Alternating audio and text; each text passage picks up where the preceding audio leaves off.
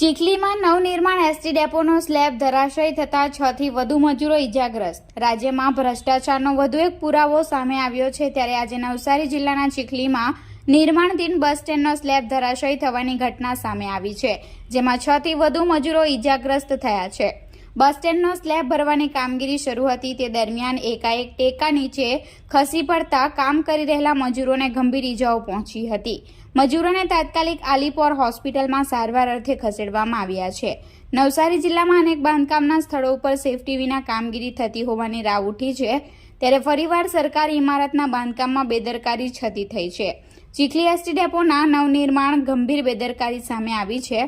આજે સ્લેબ ભરવાની કામગીરી શરૂ હતી, જેમાં અનેક મજૂરો કામ કરી રહ્યા હતા, ત્યારે એકાએક સ્લેબ નીચે ધરાશયી થતાં 6 થી વધુ મજૂરોને ગંભીર ઇજાઓ પહોંચી હતી, જેમને તાત્કાલિક 108 એમ્બ્યુલન્સની મદદથી ચીખલી પાસે આવેલી આલીપોર હોસ્પિટલમાં સારવાર અર્થે ખસેડાયા છે।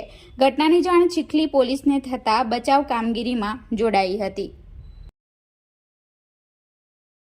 ચીખલી બસ ડેપોનું જે નવીનીકરણ થઈ રહ્યું છે એનો સ્લેબ આજે તૂટી પડવાની ઘટના બની હતી અને એમાં 8 જેટલા માણસો ગંભીર રીતે ઘવાયા છે ને હાલમાં હોસ્પિટલમાં છે। આપણે જોઈ રહ્યા છે કે અત્યારે અનેક બ્રિજના જે સ્લેબ છે એ તૂટી પડે છે અને અનેક લોકો મૃત્યુ પામે છે।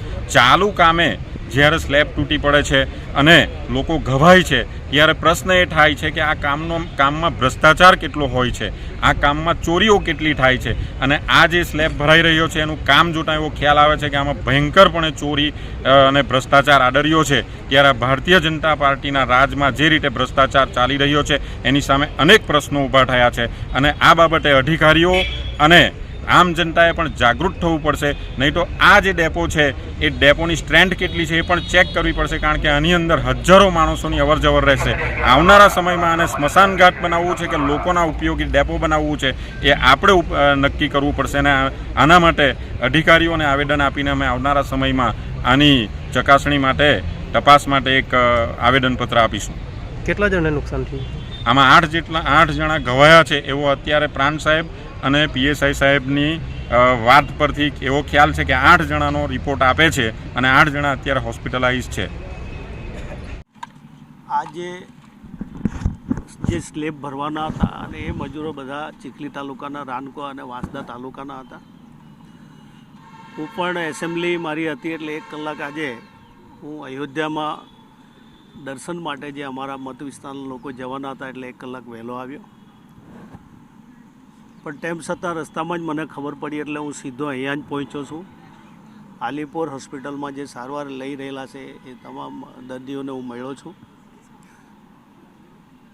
ચિંતા કરવાનું કોઈ કારણ નથી અને જે કંઈ નાની મોટી ઈજાઓ થઈ છે એની યોગ્ય રીતે સારવાર થશે, એમાં કોઈ ચિંતા કરવાનું કારણ નથી। પણ જે ડેપો પર આવીને જે જોયું છે એ ટેકનિકલ માણસો સાથે પણ અમારી ચર્ચા થઈ રહી છે, એની પૂરી તપાસ થશે અને કોઈપણ એજન્સી કોઈ નબળું કામ કરશે અથવા આવી કોઈ ઘટના ઊભી થાય તો અમે કોઈપણ રીતે ચલાવવાળા નથી।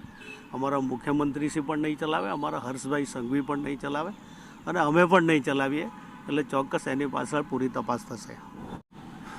આજે બપોરે 3 વાગ્યાની આસપાસ ચીખલી ખાતે જે નવું બસ સ્ટેન્ડનું નિર્માણ થઈ રહેલ છે ત્યાં સ્લેબ તૂટી પડવાની ઘટના બનેલ હતી। એમાં તાલુકાની તમામ ટીમ, મામલતદાર, ટીડીઓ, પોલીસ, હેલ્થ એની ટીમ સમય સૂચકતા વાપરી પહોંચી ગઈ હતી અને કુલ જે 8 ઈજાગ્રસ્ત વ્યક્તિઓ હતા આમાં એમાંથી 2 વ્યક્તિઓને રેફરલ હોસ્પિટલ ચીખલી ખાતે અને 6 વ્યક્તિઓને આલીપોર હોસ્પિટલ ખાતે એડમિટ કરવામાં આવ્યા હતા। આમાંથી 2 વ્યક્તિઓને હાલ આલીપોર હોસ્પિટલ ખાતેથી ડિસ્ચાર્જ કરી દેવામાં આવેલ છે અને અન્ય જે 6 વ્યક્તિઓ સારવાર હેઠળ છે એ તમામની જે હેલ્થની સ્થિતિ છે એ સ્ટેબલ છે, અન્ય કોઈ ચિંતાની વાત હેલ્થ બાબતે નથી।